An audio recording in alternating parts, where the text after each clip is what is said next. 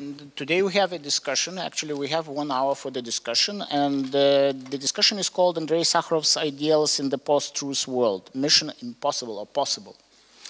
And first I would like to introduce all the speakers, all the participants of the panel.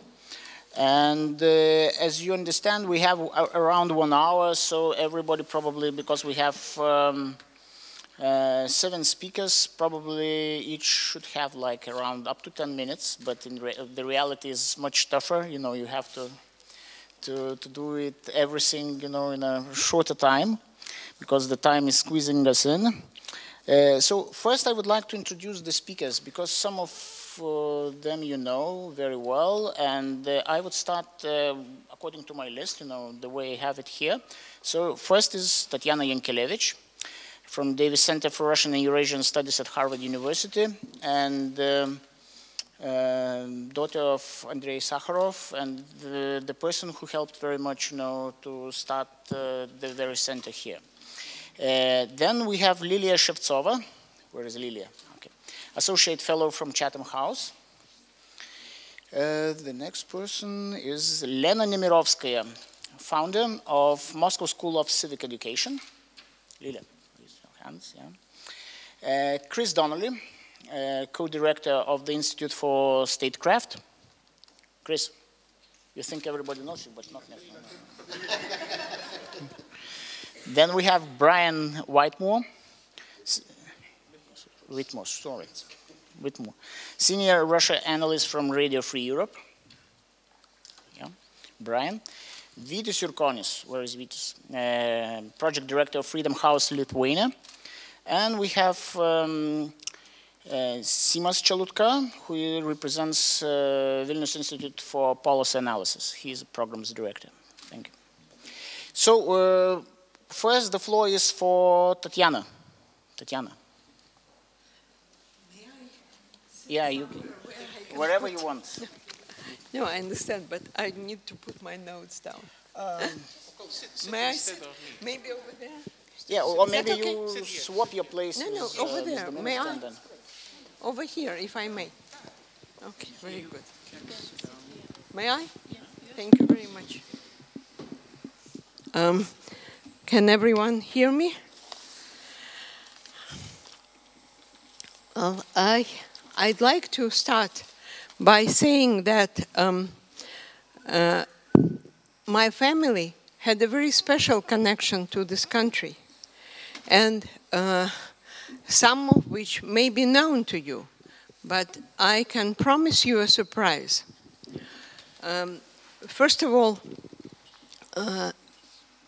many people will remember that in 1975, Sakharov stood in front of a courthouse here in Vilnius, where his friend Sergei Kovalyov was tried for his human rights work, for being an editor of Chronicle of Current Events. And for those of you who do not know what it is, I encourage you to to look it up in Google, or maybe read Sakharov's memoirs where he writes about it. So this way you will gain some knowledge. At the same time, when Sakharov was standing in front of that courthouse, my mother was receiving for him and on his behalf in Oslo the Nobel Peace Prize, because Sakharov was not allowed to go in person to accept it. Then, in the years to come, my mother spoke in defense of independence for Lithuania, in support for democratic way for the countries of the Baltic. And for that, she was awarded the Gediminas Cross in 1999. And Sakharov, even posthumously, was awarded one of the highest, second actually, highest award of Lithuania, the Cross of, Grand Cross of Vytis, of the Order of Vytis. In the years preceding the independence of Lithuania, there was friendship and collaboration between human rights activists in Russia, in Moscow, and in Lithuania. And my parents and my husband were friends with many, and I'm sure you will recognize the names of Viktoras Piatkus, of Antanas Terleckas, and my immediate family after our immigration and living in the United States. We were good friends with Kęstutis Jokubinas. So there is a history of relationship, and I'm very happy to see that my parents were honored for their contribution to Lithuania's freedom and independence. But one thing, as I promised you, a surprise, is something that no one really knows, except now I'm only the last person left, and I want to share that knowledge with you. One day in the 1960s, my mother was traveling to Vilnius as a tourist, just to see the sights, to see the Cathedral of St. Anne and other parts of this ancient city.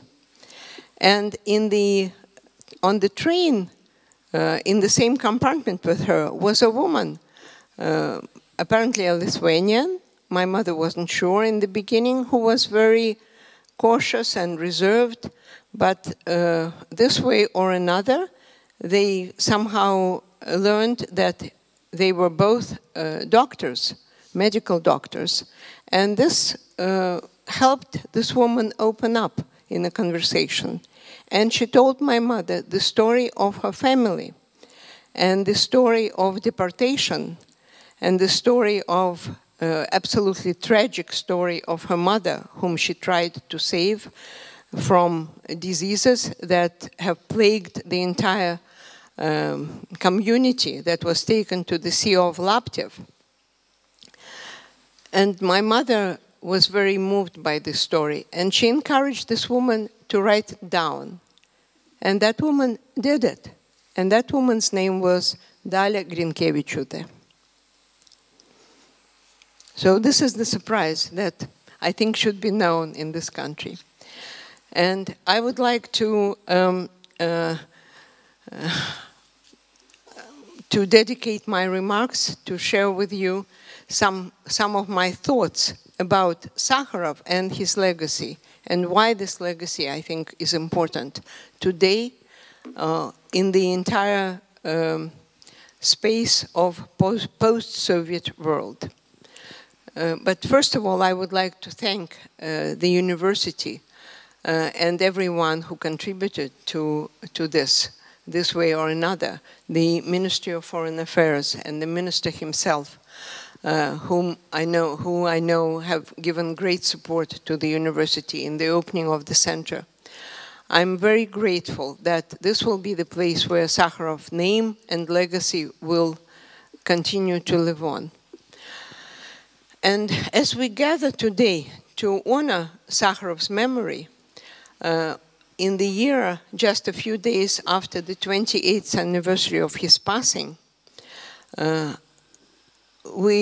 I'd like to remind you all what path he had seen for his country, for the country of his birth, Russia, and also for the countries that comprised this empire of evil. It has been quarter of a century, more than quarter of a century now, 28 years, but his passing feels painfully recent to those who, like me, were full of hope for a better future for Russia. He died on December 14, 1989. It was less than 3 years after his release from unlawful internal exile in Gorky. He arrived in Moscow in December 1986.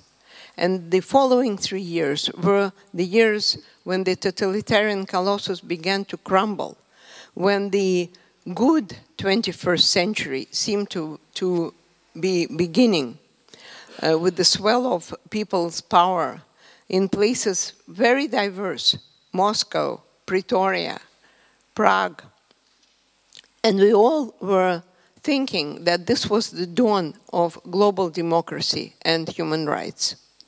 And I remember years later arguing with my mother that Sakharov is needed in Russia. She felt that he's no longer needed, that Russia has forgotten him. And to save her from that sense of hopelessness and bitterness, I tried to persuade her that this is not so. And now, 6 years after she passed away, more and more over these last 6 years, I think that she was right. Maybe mothers are always right.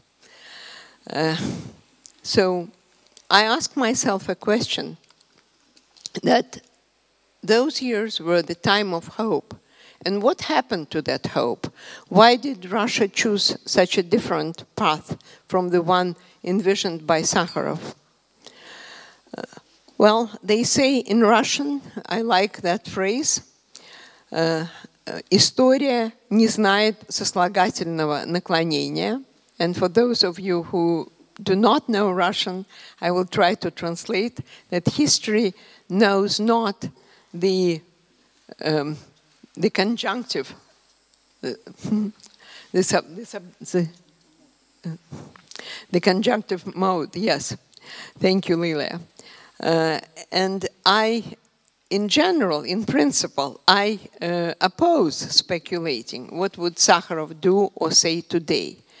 But I will, in this company of friends, I will indulge in some speculation, and please take it as my speculation, no more.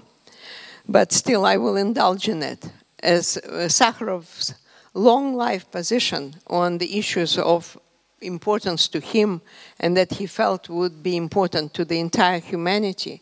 This position guides me in projecting his views into our time.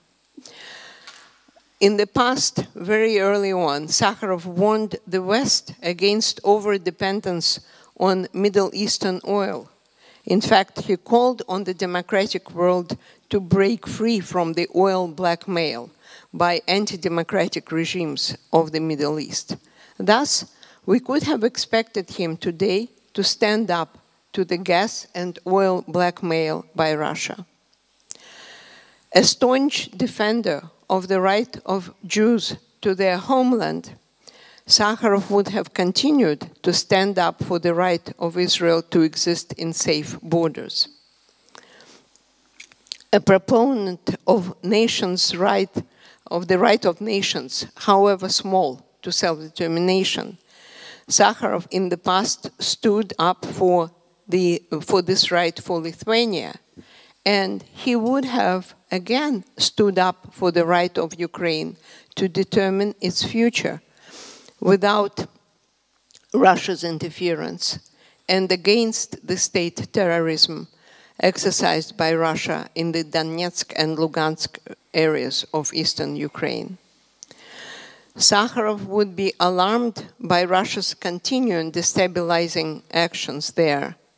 He would be heartbroken over the cruel and cynical act of mass murder, the shooting down of the Malaysian airliner by the Russian insurgents in Ukraine, and over the fatalities, both military and civilian, on both sides in eastern Ukraine, both sides of the conflict.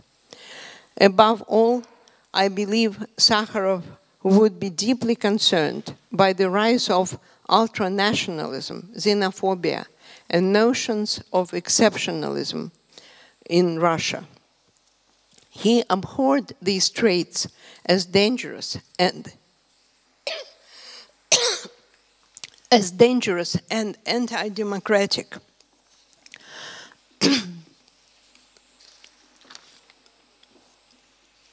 And I know that he would be fighting again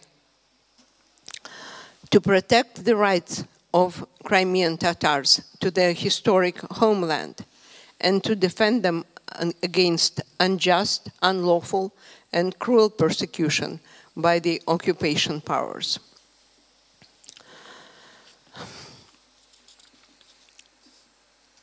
Back in 1974, In World in Half a Century, Sakharov wrote, "Mankind is threatened by the disintegration of the ideals of law and justice, by growth of crime, and by the new international disaster of nationalist and political terrorism." And I'm afraid that these words are resonant today once more. I think that Sakharov's ideas about linking domestic accountability and international behavior, the role of science and technology, the challenge of living with nuclear weapons and international terrorism are as alive and relevant now as they were during his lifetime. So, once again, does Russia need Sakharov? I think that the direction chosen by Russia today leads to a dead end. Perhaps then Russia would remember Sakharov and his draft constitution that outlines his antidote to the usurpation of power by the federal center. I'd like to remind you once again that Sakharov's position regarding the ultranationalism, regarding the exceptionalism of any one nation, regarding the xenophobia. We all recall that the Russian intellectuals have long been preoccupied with the search for a national idea. In fact, today, as always, the leading candidate is the idea of great Russia, or rather a great state, at one time autocratic and orthodox, then socialist, and now apparently only anti-Western, with the Russian Orthodox patriotic, in parentheses, coloring. And in his draft of constitution, Sakharov proposes another national idea, the idea of national altruism in the name of the survival of humanity and the resolution of global problems.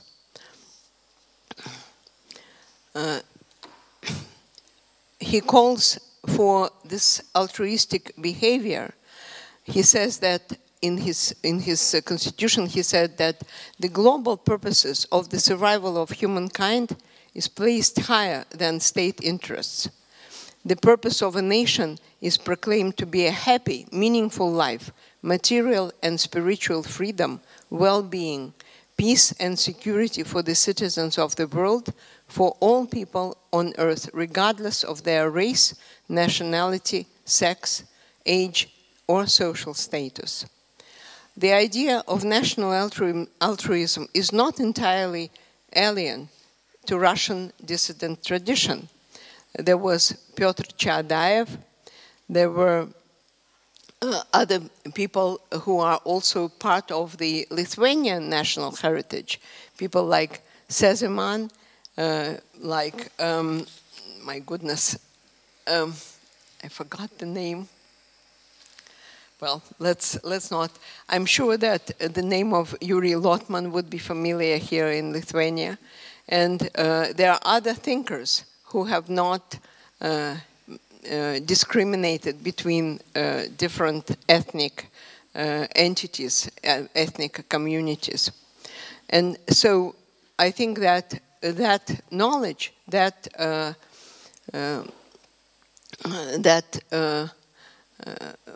awareness should give us hope that it will be possible to have a meaningful center for the study of democratic development here in Lithuania at the Vytautas Magnus University.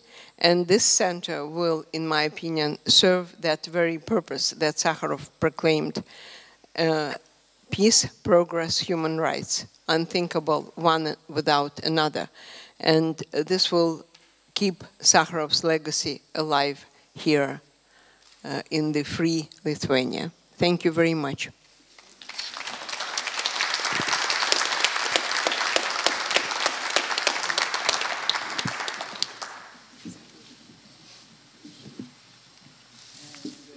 Right now Shevtsova from Chatham House.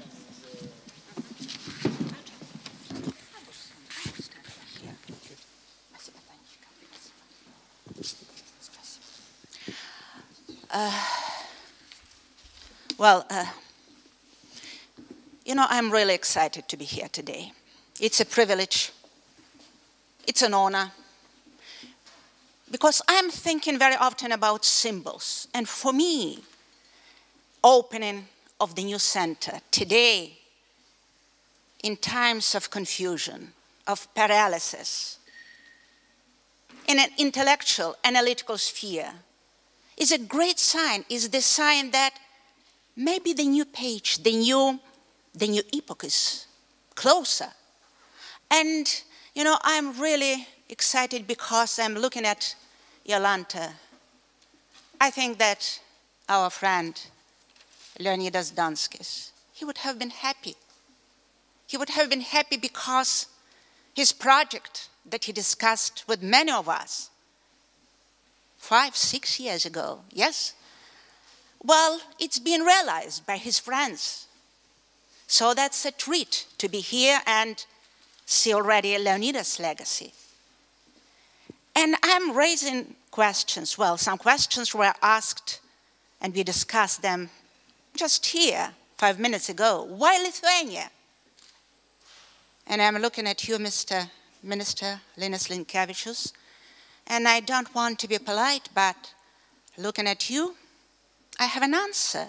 Not only because Lithuanians still remember the trauma of their past, of their Soviet past, but the government and the minister on the international scene, they do care about values, about principles, about standards, sitting with their German, Austrian, Dutch, French colleagues. And it makes us proud to look at you. And apparently Lithuania is one of few places, regretfully, on the European scene that could build Sakharov Center.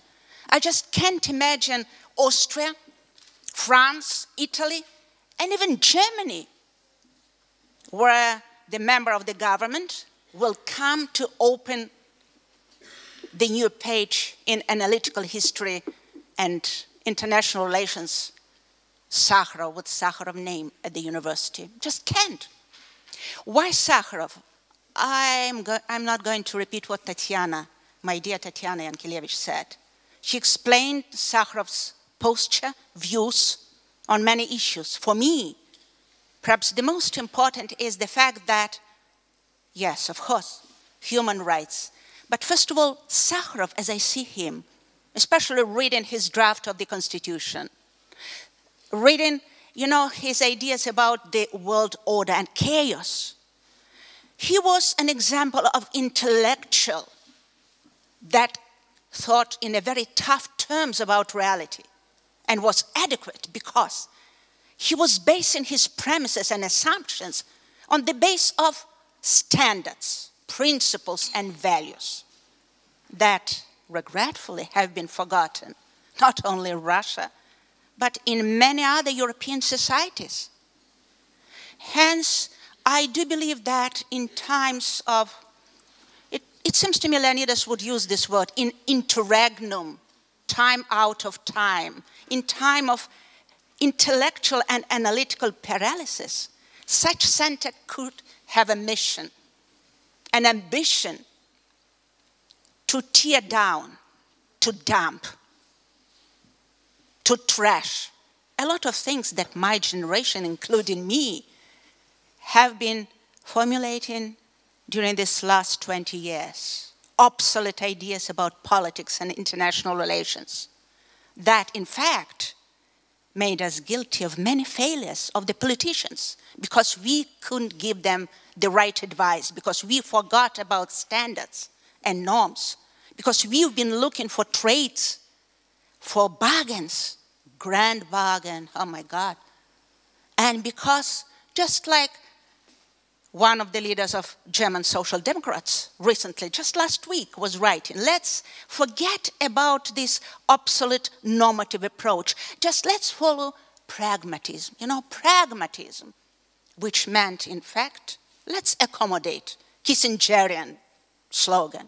So I would believe, I really strongly believe that in Kaunas, maybe it's better in Kaunas, not in Vilnius, in this university, in this center, you will succeed to do revolution. Yes, revolution in intellectual area. Revolution is needed. And you'll succeed to get new adrenaline, new ideas into the field that we, the deadwood, have failed to make efficient and successful. And I hope that you'll have new generation, because definitely the new vision is a problem of new generation. And you'll make the mission impossible, mission possible. So I would like only, to wish, to hope, and to be sure that you'll succeed.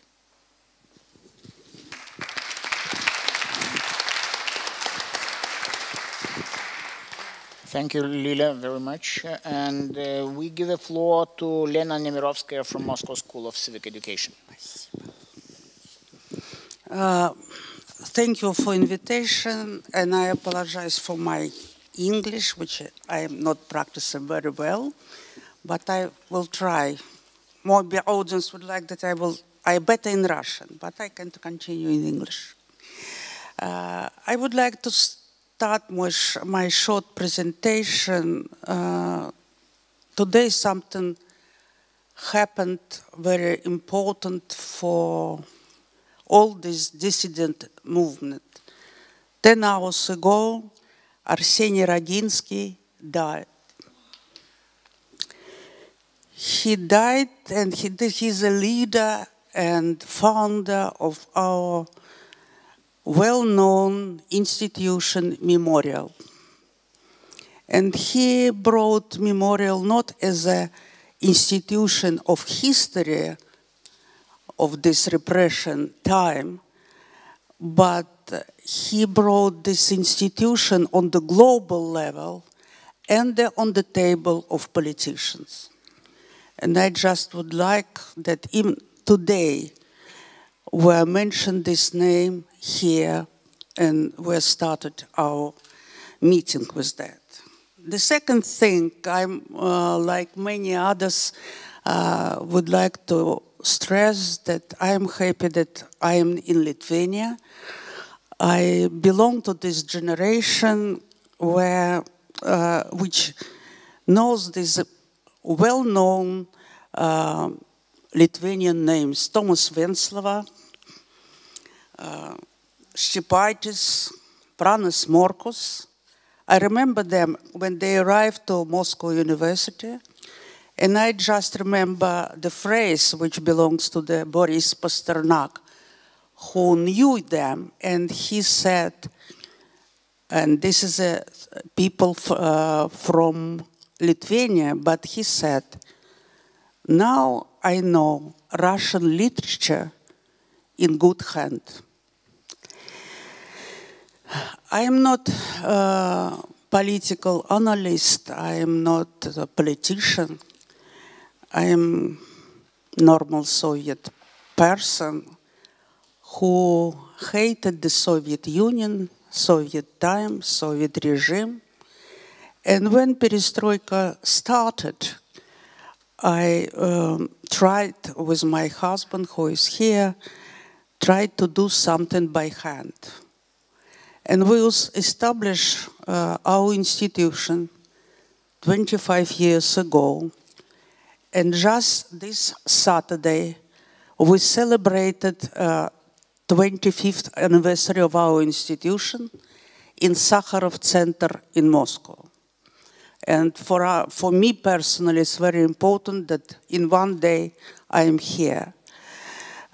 Here, I've suddenly recognized as one of our best and youngest expert, Chris Donnelly. He's here, and he started to be our experts in 1993, and we came on as he is a representative of NATO, trying to build relation in the Russian provinces, and with all these people to whom he lectured about what's the NATO about, as an institution is about.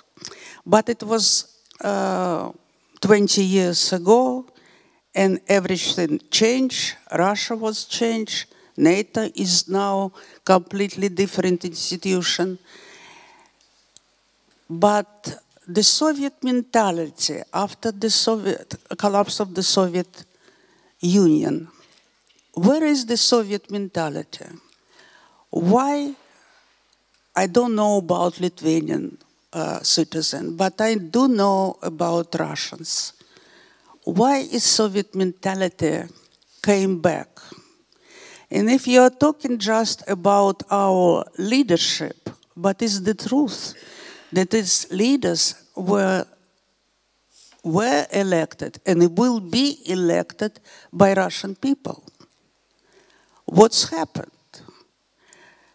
Why, after the Soviet Union collapsed, we still have Russian-Soviet mind which is existing? And because I am not analyst, I just would like to think and to do something, how we can change this. With help of democratic countries, with Europe, with Lithuania, and from us as well. And we discussed today at the Kaunas University what can be our possibility to create something in a very practical way. We will try to do this. I think maybe it will be interesting for Lithuanian audience to know that many young Russian people trying to think differently. And with this network, with this local network, maybe we can understand much better each other, and maybe we can develop Russian mind that is better to live not with strong leader, but with the rule of law. If it's happened, we will be all pleasant. And thank you for that.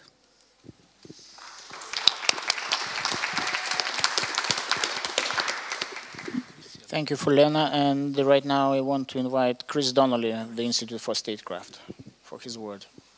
Thank you, Minister, Rector, dear friends. Unfortunately,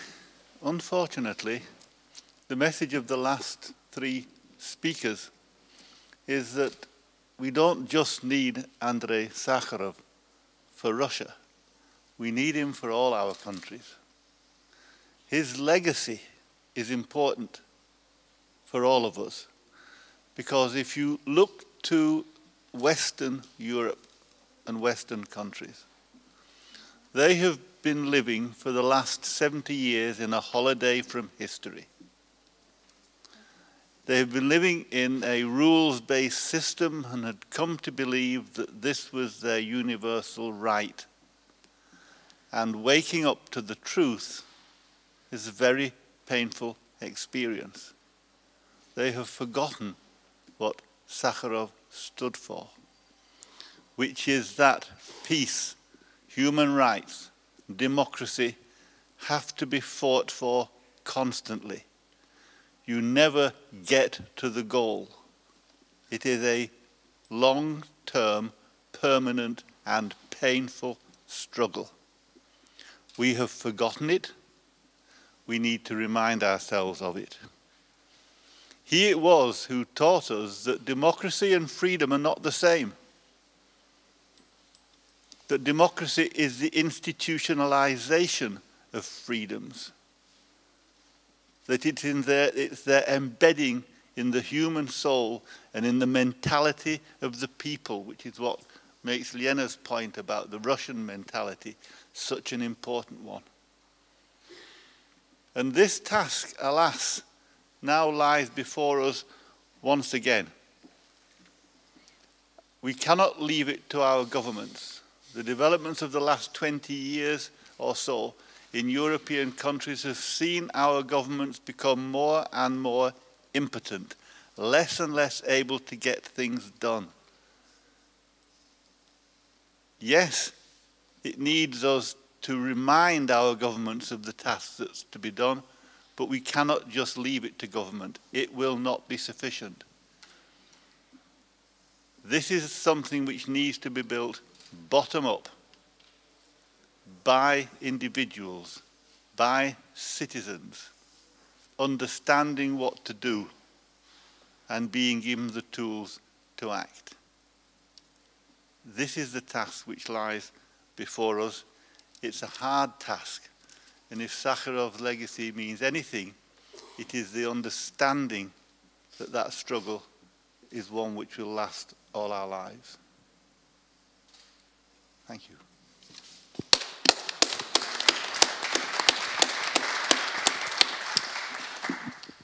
Now, Brian, Radio Free Europe.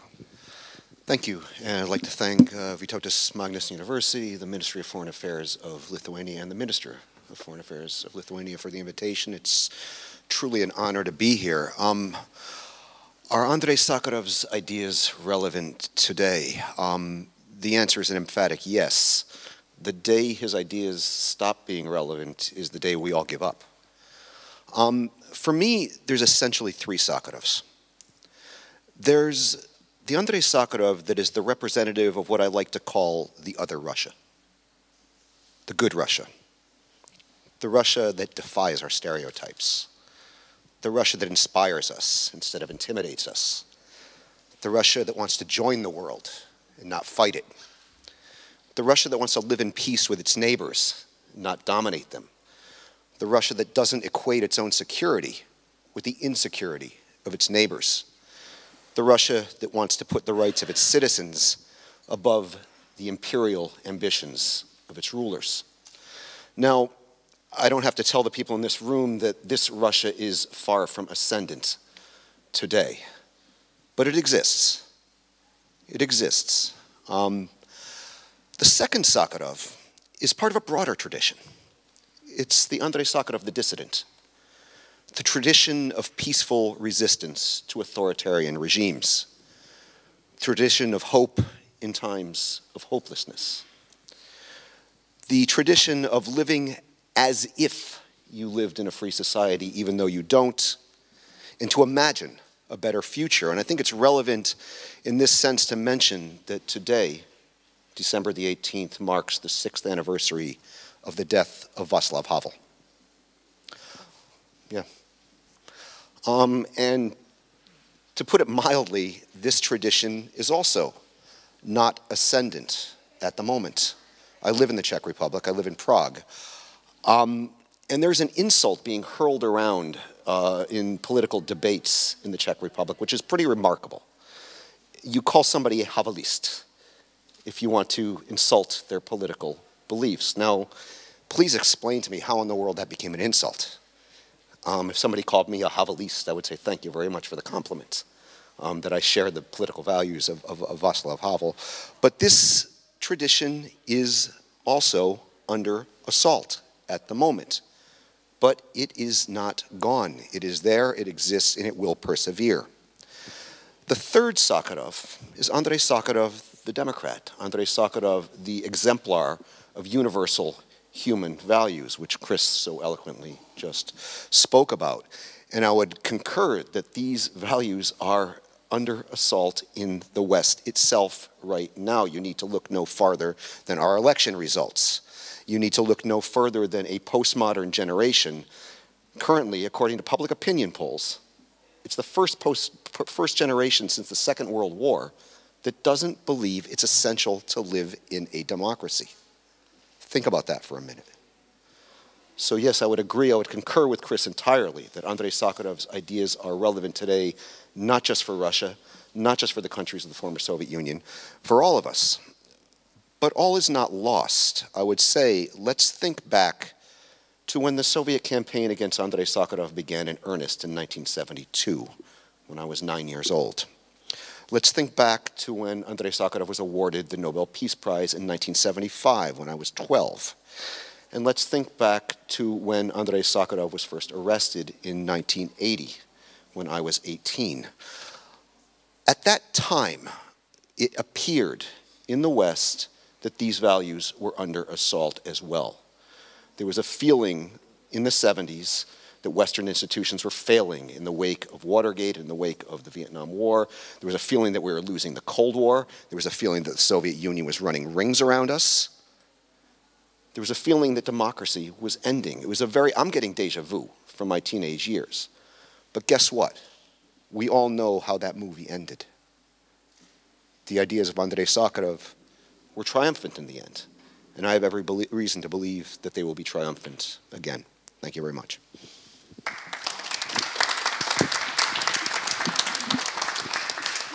Thank you, Brian. And the word is for Vytis Jurkonis, Freedom House, Lithuania. Thank you very much. It's really a big honor to be here. And to be honest, talking about democracy promotion sounds really, really ambitious in times when democracy is in decline. Like our Freedom House data, and especially the Nations in Transit research, shows that Baltic countries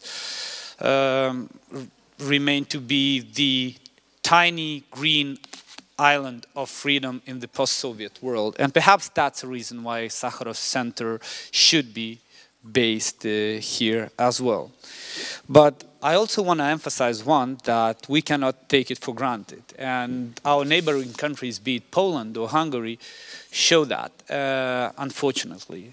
And I see that even happening in the country of the US, which has been one of the examples of democracy worldwide. I think that one of the main issues is that we lost confidence in human rights for many reasons. Pragmatism was mentioned, like versus values. I see a lot of selectiveness, even in the democratic countries, when it comes to the human rights. You know, sometimes in some countries human rights matter, in sometimes it doesn't. The universality, the principle, is somewhat like forgotten or neglected. There are also a lot of conspiracy theories. I see a lot of times when I speak on the behalf of Freedom House, they say, well, you speak on the behalf of the American organization. Kind of like there's this conspiracy theory as if it is human rights are imposed by someone. And it's like, to be honest, again, if we talk about Lithuania, it's just, we are among the first countries in the world which had constitution, right? Lithuania and Poland, the constitution of Lithuania and Poland was like the second in the world after United States. So, you know, how come it is imposed? I mean, we basically are one of the first to have the the roots of the rule of law, and sadly we couldn't see the full development of it because of the occupation of the Tsarist Empire. And I'm happy to see Lithuania still as the flag of freedom and democracy.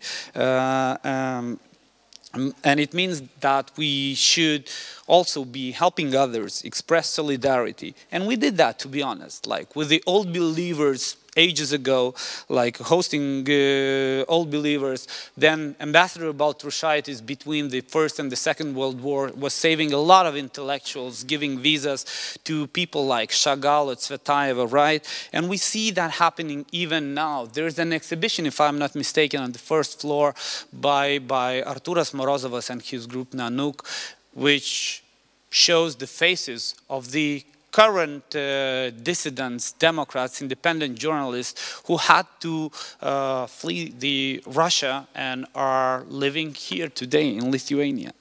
So, but to be honest, since we have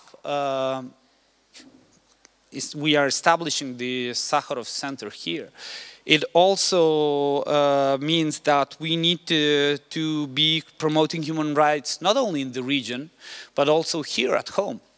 And lead by example, because like human rights without leading by example might end up only with rhetoric. And I understand that it's also like when I say lead by example, it's not only about the countries, it's also about the human rights defenders. I am talking to them quite a lot, and I'm saying like I have a sense of the, like I see in them a sense of entitlement, that human rights defenders come to different like avenues, and they are like saying that people should listen to them because they are human rights defenders. And unfortunately, we do not live in the times when it was happening. Now we had to fight for the attention, and that means sometimes traveling less to Geneva and Strasbourg and Vienna and traveling more to the regions. That means also getting out our comfort zone much more often than we used to be, and it's hard.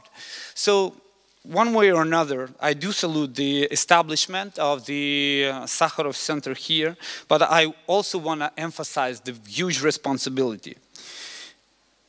If we talk about Lithuanians, to be honest, how many human rights defenders in Lithuania do we know?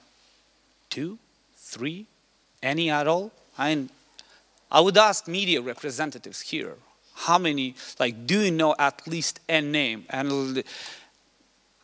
And to be honest, I don't know. I'm afraid to hear the answer. And if we talk about human rights defenders in Russia, how many of them do we know? And I'm not talking about Sakharov or Arseny for that matter. It's just, I would be glad to hear at least 2 names, but there are plenty of them who are fighting every day. And it's like, would Lithuanian media be interested to have an interview with a human rights defender? Not politician, not the opposition, not the famous think tanker. That's a question. And it's like, unless he or she receives the Nobel Peace Prize, right? So, and these are small questions, but fundamental questions when we talk about human rights. It's like, how many of you are checking over the info, right, about the political repressions in Russia? It's like, I bet that you are following perhaps Carnegie. Some do like to watch or follow like websites who do stuff on the information war and things like that, on propaganda. But when it comes to the human rights, I see like, yeah, that's kind of boring. And it's like, no, it's actually the fundamental thing. So having said that, I just hope that Sakharov Center, like with the establishment of it, we will improve the GPS, the radar of Lithuanian foreign affairs, though it does, though the ministry is doing a lot, to be honest, much more than many of the countries which were mentioned. But sometimes I do think that geopolitics prevail over human rights. And not because we are on the right side, but sometimes we tend to focus more on big names rather than the human rights defenders, and they should be big names too. And therefore, the intellectuals forum that is happening, I think it's really, really important. Number 2 would be building bridges between Russians and Lithuanians. That's not happening, unfortunately. Names which were mentioned, these are we are talking about generations which were decade, 20 years ago. When we talk about the young generation, these ties were broken, not only because of the Russian language, and we need to restore that. And lastly, but I think the most importantly, that the human rights would be truly a focus, not a formal focus of our activities, and that we would have full integrity when we talk about human rights, that these are not words, but actually our activities and our main focus. Thank you very much.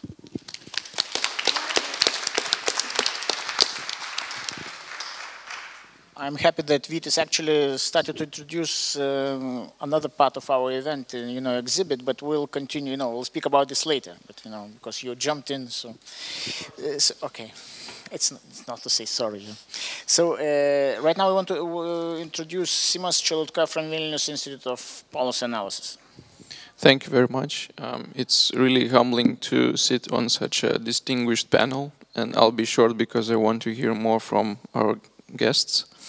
But I would like to follow up on Lilia Shevtsova's insight about pragmatism, because I think that nowadays we see a very worrying sign which is coming from all parts of the world, but including from the US, that foreign policy is becoming more and more pragmatist and is losing its moral backbone, which used to form the core of US foreign policy. And we see that it is gradually dropped from all the foreign policy documents, speeches by all officials, and so on and so on. So that's a very worrying sign, and I think that in that regard, Andrey Sakharov's legacy is especially important nowadays, because foreign policy without the moral backbone, without universal values and respect for human dignity is vain and can become dangerous. And since US is dropping this topic, the question arises, who will take the mantle? Is it someone from the Western European countries, Central European countries, Eastern European countries? It's really a very hard question. And we see that it's not only Russia which challenges this Western and transatlantic alliance, but it's also China and some countries in the Middle East. So we all need to think very hard about these questions and remember the dissident tradition. And on a more practical note, it's really great that this center is being created, Andrey Sakharov Center here in Kaunas, because our think tank, Vilnius Institute for Policy Analysis, is also involved in the initiatives regarding, with regards to the human rights defense in all sectors, both in domestic politics and foreign policy. So it's really great to have a new partner in these programs and in these initiatives. And we would like to welcome all the other experts in Lithuanian community, in the Baltic community, and the broader region to join our efforts to promote democracy, human rights, and human dignity. Thank you.